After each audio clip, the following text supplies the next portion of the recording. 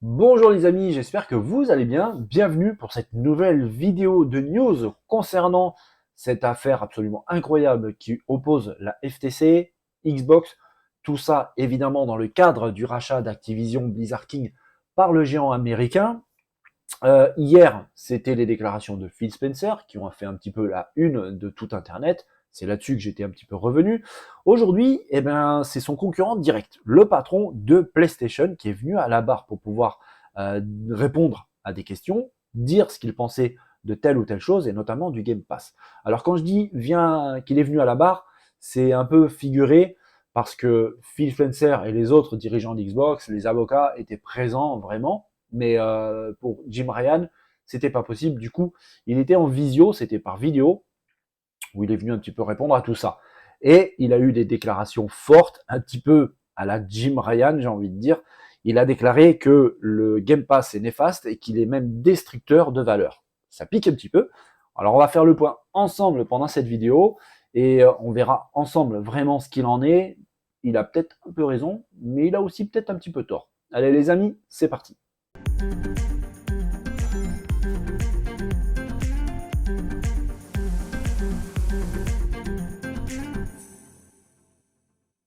Le président de PlayStation vient tout juste d'annoncer que le Game Pass était mauvais, qu'il était destructeur de valeur et que tous les éditeurs n'aimaient pas le Game Pass.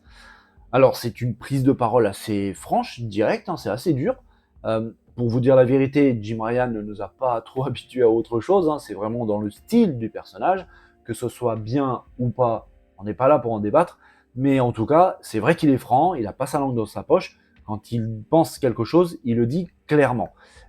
Maintenant, moi aussi, je vais dire clairement ce que je pense de ça, et parce que ça peut porter à confusion, parce qu'en fait, quand il parle de tous les éditeurs qui n'aiment pas le Game Pass, je pourrais y mettre une petite réserve, parce que, pour résumer un petit peu la chose, le Game Pass est franchement un service fabuleux de la part de Xbox.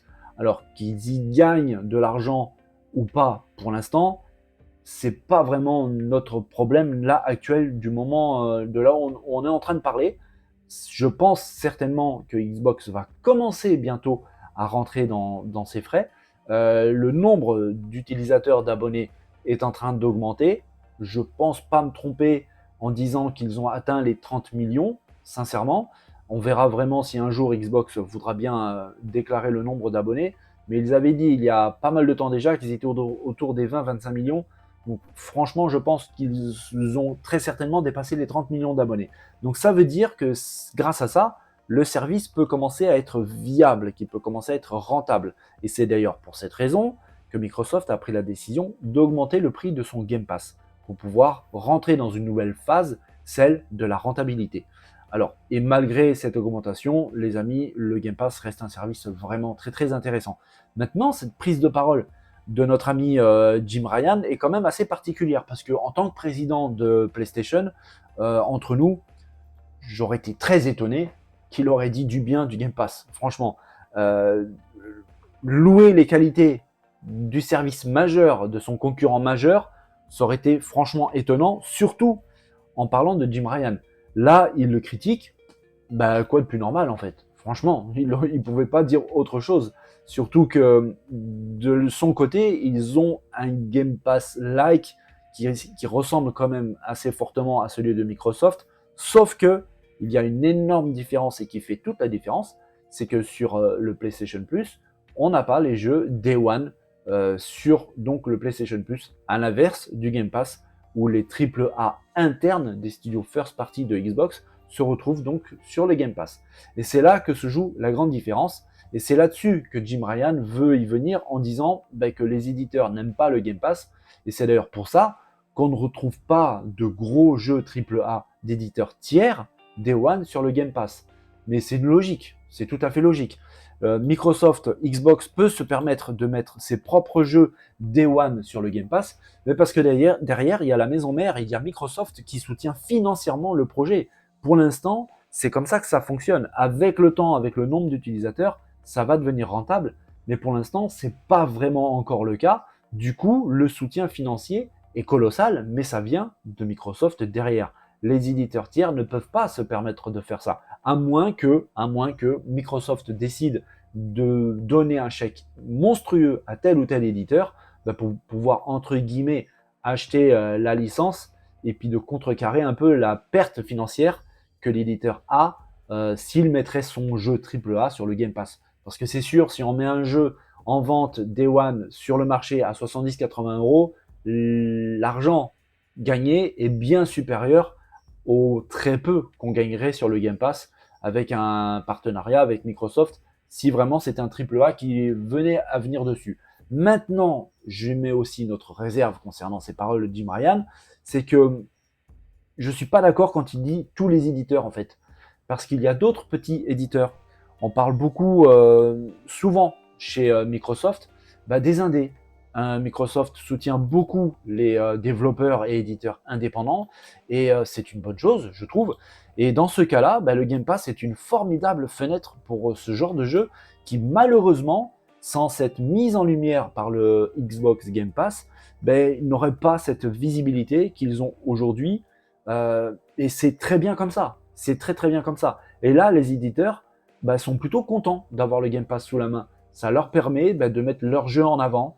Et ça aurait peut-être pas été possible, en tout cas d'une manière beaucoup plus compliquée, beaucoup plus difficile, si le Game Pass n'existait pas. Autre décision, en tout cas prise de parole de ma part concernant les déclarations de Jim Ryan, c'est que il ne faut pas oublier que les jeux ont plusieurs phases dans leur durée de vie. Il y a le moment où ils sortent Day One, où il y a une hype immense, le jeu se vend par palettes entières, et puis on sait très bien qu'à un moment donné, ça s'essouffle. Là, les éditeurs sont plutôt contents d'avoir un service comme le Game Pass, pour pouvoir mettre leur jeu sur ce genre de service et donner un nouveau souffle à leur titre, relancer un petit peu l'intérêt autour de leur titre. Souvent, ces jeux-là ont aussi des achats in-game. Et donc, ce second souffle permet aussi de relancer ça. Et là, les éditeurs, je pense qu'ils sont plutôt contents de bénéficier de ce genre de service qu'est le Game Pass de Microsoft. Il y a aussi une chose, c'est que certains titres, pas forcément AAA, mais des gros titres arrivent quand même sur le Game Pass. À un moment donné, vous savez très bien comment ça fonctionne, le Game Pass. Le jeu sort du service parce qu'il y a un renouvellement, il y a des jeux nouveaux qui viennent, d'autres qui sont un peu plus anciens qui quittent le service Game Pass, et du coup, ces jeux-là ne se retrouvent plus disponibles sur donc, le service d'abonnement de Microsoft. Les joueurs qui étaient en train d'y jouer à ce jeu, ou qui n'ont pas eu le temps vraiment de le découvrir, se retrouvent un petit peu embêtés. Qu'est-ce qu'ils font? Ils vont acheter le jeu en version physique ou des maths, mais autre part. Et donc ça relance aussi les ventes de ce jeu. Donc c'est pour ça que je trouve que cette déclaration de Jim Ryan peut prêter à confusion, parce que d'un côté, oui, il a raison. C'est vrai que, alors j'irai pas jusqu'à dire que c'est destructeur de valeur, c'est un peu trop fort à mon goût, franchement, mais ça pose quand même un certain problème, parce que oui, les éditeurs, les gros éditeurs, on peut parler par exemple de Take-Two, de From Software, enfin bref, de plein de gros éditeurs, ne vont pas sortir un jeu qui a coûté immensément cher à développer, à produire, sur le Game Pass, et entre guillemets, ne rien gagner dessus. Ça serait vraiment un gros problème, ça serait se tirer une balle dans le pied. Ça, là-dessus, Jim Ryan a parfaitement raison. Maintenant, de là à inclure tous les éditeurs, donc ça veut dire qu'il occulte tout ce qui est jeu indé, et on le sait très bien entre nous les amis, très souvent on a droit à des magnifiques pépites dans le jeu indé, et en plus, souvent c'est révélé par ce genre de service. Moi personnellement, j'ai découvert des jeux fabuleux dans le monde de l'indépendant grâce au Game Pass. Si j'avais pas eu ça, je sais qu'on peut y accéder par d'autres manières, mais le Game Pass facilite énormément la mise en lumière vraiment de ces jeux, de ces développeurs, de ces éditeurs, qui sans ça, beaucoup ne pourraient pas survivre. Il y a des jeux indés qui sont développés par une personne, par deux personnes. On a vu récemment un jeu qui a été dévoilé, qui arrivera sur le Game Pass, qui est développé par un couple. Il y a deux personnes seulement qui travaillent dessus. Sans le Game Pass, ce jeu n'aurait pas été connu, probablement pas. Et souvent, c'est des jeux qui sont magnifiques, avec une DA très particulière, avec une façon de programmer propre à eux. On a vu avec, par exemple, Dordogne, un jeu qui a été peint à la main à l'aquarelle. Mais sans le Game Pass, j'aurais pas pu l'essayer. Et entre nous, les amis, Dordogne est franchement bien. C'est un point and click, c'est un petit jeu de réflexion. C'est un jeu qui va pas durer très longtemps, mais c'est un jeu à essayer, à faire. C'est rafraîchissant, ça fait franchement du bien. Sans le Game Pass, je suis désolé, ben, j'aurais pas eu accès à ce jeu-là, et ça fait franchement du bien. Donc les propos de Jim Ryan sont intéressants, c'est vrai, mais c'est quand même à nuancer, à relativiser, parce que dans ses dires, dans sa prise de parole, il englobe beaucoup trop de choses en même temps, sans tenir compte, donc je vous l'ai dit, hein, du deuxième souffle de vie dans les jeux, de cette très grosse impact que peut avoir, de ce très gros impact que peut avoir le Game Pass sur la visibilité des jeux indés. Bref, il faut vraiment faire attention avec ce genre de paroles. Maintenant, on peut le comprendre aussi, en tout cas moi je le comprends. Jim Ryan, c'est quand même le boss de PlayStation. À ce titre, bah, il défend son entreprise, hein, ça c'est clair et net. Pareil que Jim Ryan, hein, que Phil Spencer, pardon, qui défend aussi Xbox. Et bien de la même manière, hein, Jim Ryan défend aussi PlayStation. Là, en plus de ça, c'est dans le cadre du procès entre la FTC et Xbox. Forcément, il n'allait pas dire du bien du Game Pass, qui est l'arme ultime de Microsoft face à Sony PlayStation.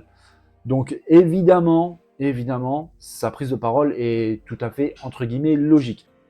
Et c'est tout à fait normal, c'est absolument normal, parce que ce soit Jim Ryan pour PlayStation ou Phil Spencer pour Xbox, ben, ce sont des patrons d'entreprise. C'est aussi bête que ça. Alors nous, on est fans de jeux vidéo en tant que tel, de plaisir vidéoludique.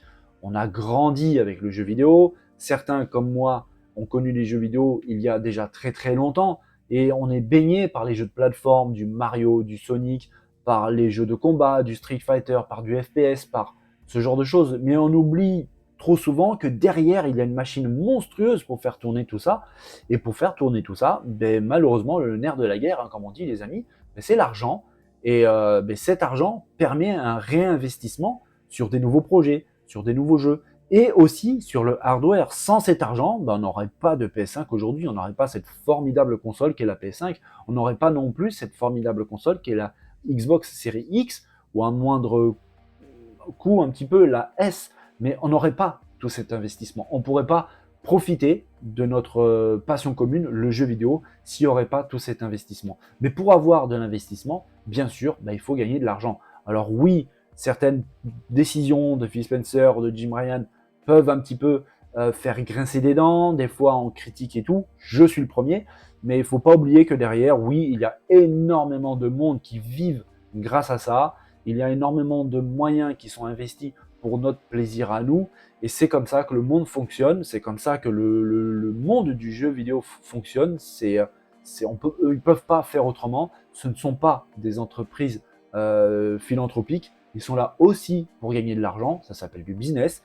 Et que ce soit Microsoft, Xbox, évidemment, ou PlayStation et même Nintendo, ils sont tous comme ça, y compris les éditeurs, y compris les développeurs. C'est l'argent qui fait tourner tout ça, et c'est pas prêt de s'arrêter, franchement.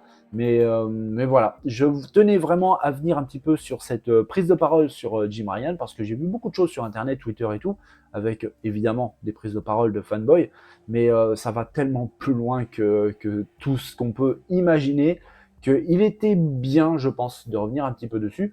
En tout cas, tout ça, évidemment, c'est dans le cadre du procès de la FTC face à Xbox, et chaque jour, j'en ai parlé hier, hein, il y a des révélations tout le temps. Là, c'était Jim Ryan qui est venu à la barre entre guillemets, parce que c'est vrai que les dirigeants de Xbox, notamment Phil Spencer, étaient en présence physique au procès, alors que Jim Ryan ne pouvait pas se déplacer, donc c'était en visio.